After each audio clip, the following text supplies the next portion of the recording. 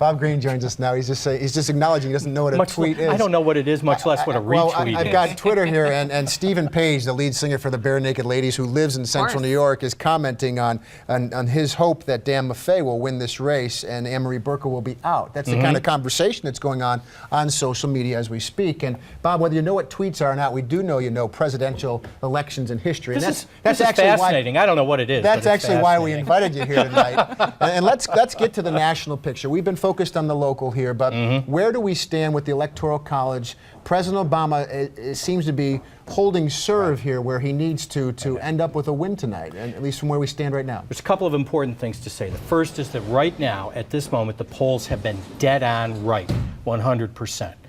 With the exception of Florida, which is now swinging towards President Obama in what is more than a mild upset in Dade County, with Obama leading. Which is the Miami area. In the Miami area, and Virginia, with Governor Romney leading in northeastern Virginia, close to Washington, D.C. Now, those two are going to effectively cancel each other out as almost reverse upsets, and that leaves us with California, which you can safely give to Obama at this point, Minnesota, Colorado, New Mexico, and Ohio, which are slightly leaning towards Obama. And as I've been looking at the votes, or at the totals, Matt, it almost seems like Obama's opening up a wider lead in Ohio than anybody expected. And so Romney's firewall is starting to collapse. He's got to bring in North Carolina. He's got to bring in Virginia. And one of those states, Minnesota, Colorado, New Mexico, Ohio, he's got to turn, because we know that California and we know that Washington State are going to go for President Obama. Romney's running out of time. Is this a situation where one could take the popular vote and the other could take the Electoral College? Well, that's an interesting question, Megan, because right now we have Governor Romney ahead by a full 2 points in the popular vote. I don't think that's going to stand after the West Coast votes come in. I think he's going There's at least the latest numbers we have in our graphic right now. And I'm sure that those are correct right now, but those are all votes that are, for the most part, east of the Rocky Mountains.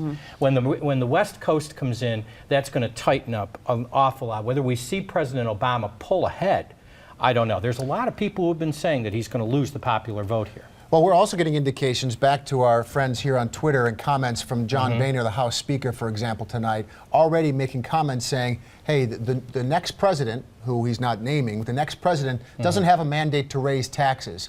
In other words, Boehner is essentially conceding that his guy is not going to be the winner. Sarah Palin is commenting on Twitter right now, saying, well, this is not going to be a good 4 years. Again, almost conceding this race. So we're hearing an awful lot of signals that people are thinking this is the way it's going to. And I was watching Fox Network a few moments ago, and they've started to settle in on voter fraud and saying, well, yes, but look at where these areas where voter fraud is happening. Everybody's circling the wagons to try to explain their way out of what seems to be right now a Romney defeat. But this could turn itself around. For those people who are interested in the horse race, you still got to watch Ohio and you've still got to watch Virginia. All right, Bob, let's talk about the 24th Congressional District race. This was in court even before anyone voted yesterday. That's precedent setting for this community anyway. I don't know why it doesn't surprise me, but that's neither here nor there.